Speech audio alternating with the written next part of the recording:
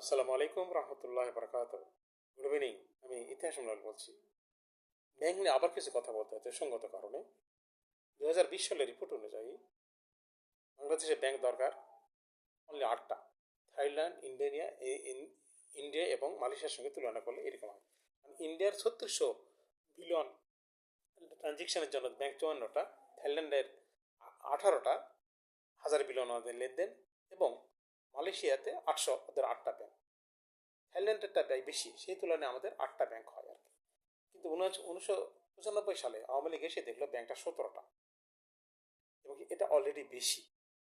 Bank অবশ্যই করতে পারবে না যখন আপনার ট্রানজেকশন বেশি হবে। আমাদের বাংলাদেশের ট্রানজেকশন কত? মাত্র 450 বিলিয়ন, মানে 400 থেকে 450 বিলিয়ন এর ভিতর। ব্যাংক ওই যে ম্যাক্সিমাম 8টা ব্যাংক, 9টা ব্যাংক লাগে এরকম। কিন্তু ব্যাংক অলরেডি সে তখন 17টা। আর সত্যি সত্যি দেশপ্রেমী কত অর্থনীতি বুঝতো, তাহলে কিন্তু ব্যাংক কমে নিয়ে আসতো। কিন্তু না করে তারা ব্যাংকটা আরো বাড়াই দিল, আর 13টা যোগ করে 30টা ব্যাংক হলো। এবং বিএনপি যে রিজার্ভ করে গেছিল 3.7, সেটা খেয়ে ফেললো। মাত্র 0.2 আর 200 মিলিয়নে রিজার্ভ নিয়ে আসছিল। আর ঋণ খেলাপি আপনার 41% বাড়ায় গেল। সাইফুর রহমান সাহেব কিন্তু পরে এসে তারা ব্যাংক বানা দিল না, কারণ সাইফুর রহমান সাহেব বললেন বাংলাদেশের ব্যাংক অতিরিক্ত হয়ে গেছে। এটাই শুধু সালাউদ্দিন আর আব্দুল সাহেবের দেবপুরে যত জিনারা আছে না অর্থনীতি, যাদের নাম শোনেন, ইনারা এটাই ব্যাখ্যা দিবে সাইফুর রহমান সাহেব কেন ব্যাংক করতে দেয় নাই 2001 সালে। খুব প্রেশার কি করতে দেয় নাই, এবং খালেদা জিয়া এটা সমর্থন করে। 9 সালে এসে কেন তারা ব্যাংক বানালো? এই দেখুন, এটাই আমার আজকে মেইন জিস্ট।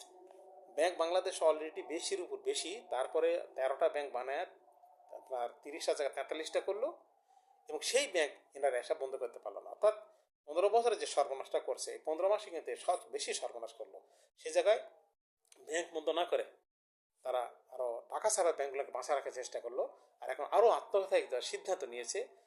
5টা ব্যাংক একীভূত করবে, আরো টাকা দিবে, 20,000 15,000 দিবে, আরো বড় সর্বনাশ করবে।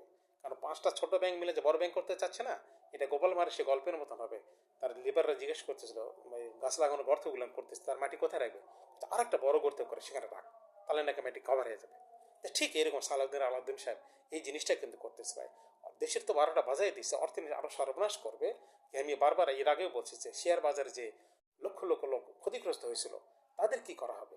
এরা যদি বাংলাদেশে পাঠ হয় এই আপনার 15টা ব্যাংক 30টা ব্যাংকের লোকজন, তাহলে আগেকার শেয়ার বাজারের লোক না, তারাও তো আমাদের বাংলাদেশে ছিল, তাদের ক্ষতিটা কিভাবে পাঠানো হবে এটা কিন্তু খেয়াল রাখতে হবে। আর সালাউদ্দিন আলাউদ্দিন সাহেবকে কে টাকা ছাপানোর অর্ডার দিচ্ছে? আমার ভিডিওতে অলরেডি বহুতবার বলেছি, টাকা ছাপানোর অর্ডার কে দিল? আর অর্ডার কোনো লাভ হয়নি কিন্তু। এটা আমার আজকে ভাষ্য, কোনো লাভ হয়নি। এবার এদেরকে মানে সরাইতে হবে ভাই, দেশটাকে বাঁচাতে গেলে। আজকে এই কথা রাখতেছি। আল্লাহ হাফেজ।